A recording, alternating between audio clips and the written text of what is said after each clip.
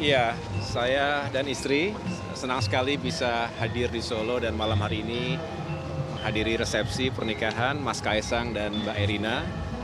Semoga menjadi keluarga yang sakinah, mawaddah warahmah, membawa kebahagiaan untuk keluarga besar, untuk Bapak Jokowi, Ibu Iriana, dan keluarga besar. Kita berharap tentunya bisa semakin sukses juga dalam perjalanan karirnya.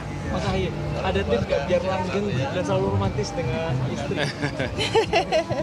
Ya, kita jalanin aja perjalanan rumah tangga, suami istri penuh dengan lika-liku, dinamika, tetapi juga tentu saling menyayangi dan saling mencintai. Dari Mbak Nisa?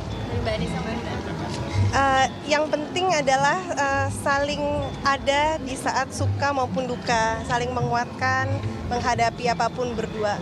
Kompak, solid, itu yang paling utama, insya Allah. Terima kasih ya semuanya, makasih. Semuanya.